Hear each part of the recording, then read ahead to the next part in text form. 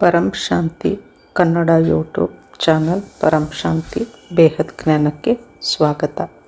ಇಂದಿನ ಪುರುಷಾರ್ಥದಲ್ಲಿ ಬಾಪೂಜಿಯವರು ಹೇಳ್ತಾ ಇದ್ದಾರೆ, ಮಕ್ಕಳೇ ನೀವೆಲ್ಲರೂ 100% ನಿಶ್ಚಯ ಬುದ್ಧಿಯಿಂದ, ವಿಶ್ವಾಸದಿಂದ, ಧೈರ್ಯದಿಂದ ಲವ್ ಆ್ಯಂಡ್ ಲೈಟ್ನ ಅಭ್ಯಾಸವನ್ನು ಮಾಡುತ್ತೀರಿ. 1% ಕೂಡ ವಿಚಲಿತರಾಗದಿರಿ. ಅಂದರೆ ಯಾಕೆ, ಹೇಗೆ, ಏನು, ಎಲ್ಲಿ ಹಾಗೂ ಎಲ್ಲಿಯ ತನಕ ನಾವು ಹೀಗೆ ಮಾಡುತ್ತಿರಬೇಕು ಎನ್ನುವಂಥ ಈ ಪ್ರಶ್ನೆಗಳಲ್ಲಿ ನೀವು 1% ಕೂಡ ಒಳಗಾಗದಿರಿ. ಅಂದರೆ ನಿಶ್ಚಿಂತರಾಗಿ, ಯಾವುದೇ ಪ್ರಶ್ನೆಗಳು ನಿಮ್ಮಲ್ಲಿ ಏಳದಿರಲಿ. ಬಾಪೂಜಿಯವರು ನಮಗೆ ಬಹಳ ನಿಶ್ಚಿಂತರನ್ನಾಗಿ ಮಾಡಿದ್ದಾರೆ. ಬಾಪೂಜಿಯವರು ಹೇಳ್ತಾರೆ, ಮಕ್ಕಳೇ, ನೀವು ಹಾಗೂ ನಿಮ್ಮ ಪರಿವಾರದ ಸಂಪೂರ್ಣ ಜವಾಬ್ದಾರಿ ನನಗೆ ಬಿಟ್ಟು ಬಿಡಿ. ನಿಮ್ಮ ಎಲ್ಲ ರೀತಿಯ ಜವಾಬ್ದಾರಿಗಳನ್ನು ನಾನು 100% ತೆಗೆದುಕೊಳ್ಳಲಿದ್ದೇನೆ.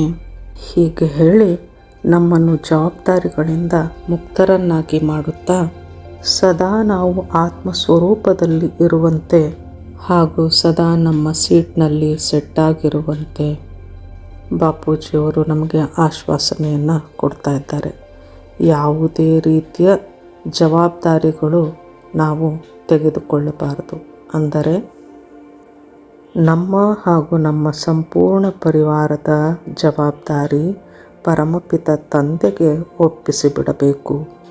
ಮುಂದುವರೆದು ಬಾಪೂಜಿಯವರು ಹೇಳ್ತಾ ಇದ್ದಾರೆ, ಮಕ್ಕಳೇ, ನಿಮ್ಮ ಪದವಿ ಅದೆಷ್ಟು ಸರ್ವೋನ್ನತ ಪದವಿಯಾಗಿದೆಯೋ, ನೀವು ಎಷ್ಟು ಶ್ರೇಷ್ಠ ಮಕ್ಕಳಾಗಿದ್ದೀರೋ, ನಿಮ್ಮ ಪರಿವಾರದಲ್ಲಿ ನಿಮ್ಮೊಂದಿಗೆ ಇರುವಂತಹ ಎಲ್ಲ ಸದಸ್ಯರು ಕೂಡ ಅಷ್ಟೇ ಉನ್ನತ ಸ್ಥಾನವನ್ನು ಹೊಂದಿರುವಂತಹ ಆತ್ಮರಾಗಿದ್ದಾರೆ. ಹೀಗಾಗಿ ನೀವು ನಿಶ್ಚಿಂತರಾಗಿರಿ. ಮುಂದೆ ಎಂತಹ ಪರಿಸ್ಥಿತಿಗಳು ಬಂದರೂ ಸಹ ನಿಮ್ಮನ್ನು ತಂದೆಯು ಕಾಪಾಡಲಿದ್ದಾನೆ, ರಕ್ಷಿಸಲಿದ್ದಾನೆ. ಇದರ ಬಗ್ಗೆ ನಿಮಗೆ ಕಿಂಚಿತ್ತೂ ಸಂಶಯ ಬೇಡ. ಅಂದರೆ ಜಗತ್ತಿನಲ್ಲಿ ಎಂತಹ ಪರಿಸ್ಥಿತಿಗಳೇ ಎದ್ದೇಳಲಿ, ಎಂತಹ ಭಯಾನಕ ಸ್ಥಿತಿಗಳೇ ನಮ್ಮ ಮುಂದೆ ಬರಲಿ, ನನ್ನ ಮಕ್ಕಳಿಗೆ ಯಾವುದೇ ರೀತಿಯ ಕಷ್ಟಗಳು ಆಗುವುದಿಲ್ಲ. ನನ್ನ ಮಕ್ಕಳು ಸದಾ ಎಂತಹ ಪರಿಸ್ಥಿತಿಯಲ್ಲಿಯೂ ಸಹ ಸಂಪೂರ್ಣರಾಗಿರುತ್ತಾರೆ, ಸುರಕ್ಷಿತರಾಗಿರುತ್ತಾರೆ ಅಂತ ಬಾಪೂಜಿಯವರು ಆಶ್ವಾಸನೆಯನ್ನು ನೀಡುತ್ತಿದ್ದಾರೆ.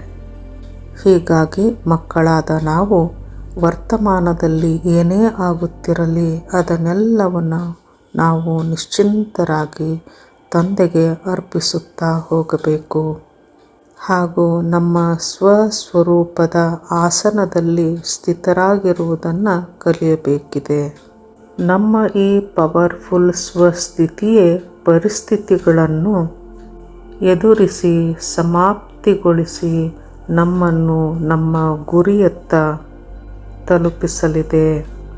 ಬಾಪೂಜಿಯವರು ಈ ರೀತಿ ಹೇಳುತ್ತಾ ನಮಗೆ ಬಹಳ ಸರಳವಾದಂತಹ ವಿಧಾನವನ್ನು, ಅಂದರೆ ಸ್ವಸ್ವರೂಪದಲ್ಲಿ ಇರುವ ಸರಳ ವಿಧಾನವನ್ನು ತಿಳಿಸಿಕೊಡ್ತಾ ಇದ್ದಾರೆ. ನಾವು ಒರಿಜಿನಲ್ ಸ್ವರೂಪದಲ್ಲಿದ್ದಾಗ, ಫರಿಷ್ಠಾ ಸ್ವರೂಪದಲ್ಲಿದ್ದಾಗ, ಆತ್ಮಿಕ ಸ್ವರೂಪದಲ್ಲಿ, ಆತ್ಮನ ಸ್ವರೂಪದಲ್ಲಿದ್ದಾಗ, ತಂದೆಯ ಸಮಾನ ಸ್ಥಿತಿಯಲ್ಲಿ ಸ್ಥಿತರಾದಾಗ, ಆ ಸಂದರ್ಭದಲ್ಲಿ ನಮ್ಮ ಎಲ್ಲ ಪರಿಸ್ಥಿತಿಗಳು, ಕಷ್ಟಗಳು ದೂರವಾಗುತ್ತವೆ ಹಾಗೂ ನಾವು ಬಹಳ ಸುಲಭವಾಗಿ ನಮ್ಮ ಗುರಿಯನ್ನು ತಲುಪುತ್ತೇವೆ. ಬಾಪೂಜಿಯವರು ಹೇಳ್ತಾರೆ, ಮಕ್ಕಳೇ, ಎಂತಹದೇ ಪರಿಸ್ಥಿತಿ ಬರಲಿ ಎಲ್ಲವನ್ನ ತಂದೆಗೆ ಅರ್ಪಿಸಿ ನಿಶ್ಚಿಂತರಾಗಿರುವುದನ್ನು ಕಲಿಯಿರಿ. ಇದಕ್ಕಾಗಿ ನಾವು ನಮ್ಮ ಸ್ವಯಂನ ಮೇಲೆ 100% ಅಟೆನ್ಷನನ್ನು ಇಡಬೇಕಿದೆ.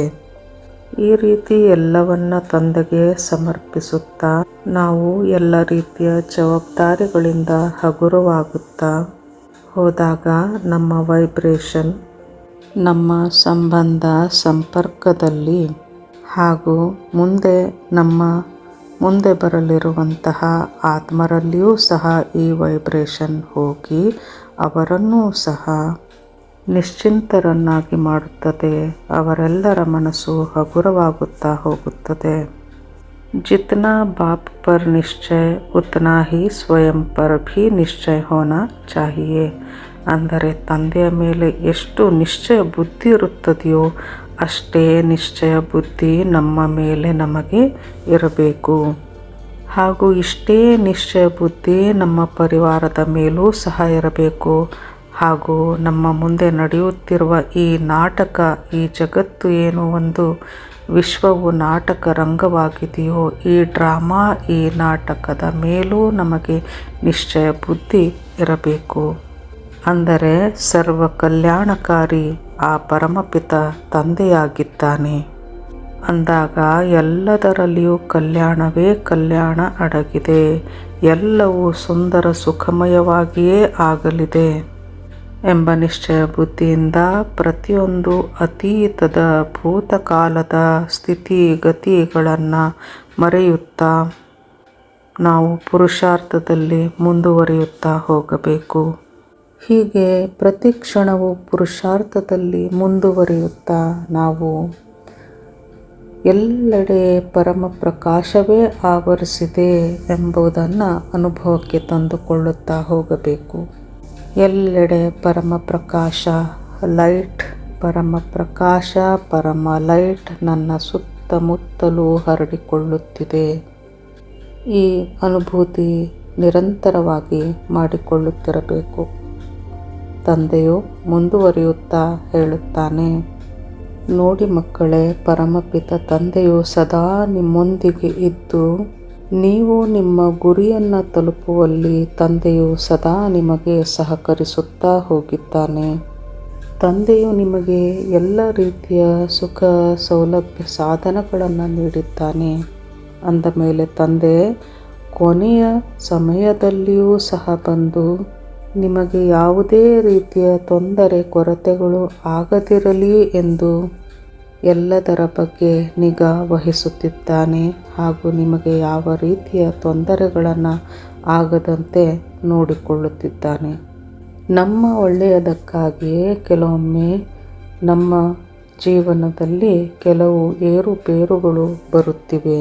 ಇದರ ಮೇಲೆ ನಾವು ಹೆಚ್ಚಿನ ಗಮನವನ್ನು ಕೊಡದೆ ಪರಮಪಿತ ತಂದೆಯ ಮೇಲೆ ನಿಶ್ಚಯವನ್ನು, ವಿಶ್ವಾಸವನ್ನಿಟ್ಟು ಎಲ್ಲವನ್ನ ತಂದೆಗೆ ಅರ್ಪಿಸಿ ತಂದೆಯ ಕೈ ಹಿಡಿದು ಮುಂದೆ ಬರೆಯುತ್ತಾ ಹೋಗೋಣ.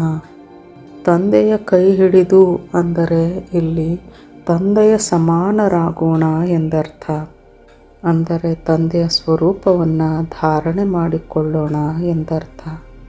ಮಕ್ಕಳು ತಂದೆಯ ಸ್ವರೂಪವನ್ನು ಧಾರಣೆ ಮಾಡಿ ಫರಿಷ್ಠಾ ಸ್ವರೂಪರಾಗಿ ತಮ್ಮ ಒರಿಜಿನಲ್ ಸೀಟ್ನಲ್ಲಿ ನಿರಂತರವಾಗಿ ಸ್ಥಿತರಾಗಬೇಕಿದೆ.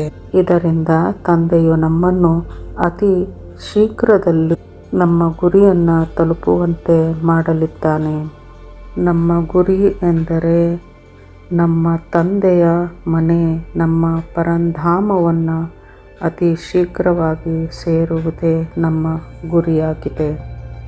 ತಂದೆಯೊಂದಿಗೆ ವಿಶ್ವ ಪರಿವರ್ತನೆಯನ್ನು ಮಾಡಿ ನಮ್ಮ ಪರಂಧಾಮ, ನಮ್ಮ ಮನೆಯನ್ನು ಸೇರುವುದೇ ನಮ್ಮ ಅಂತಿಮ ಗುರಿಯಾಗಿದೆ.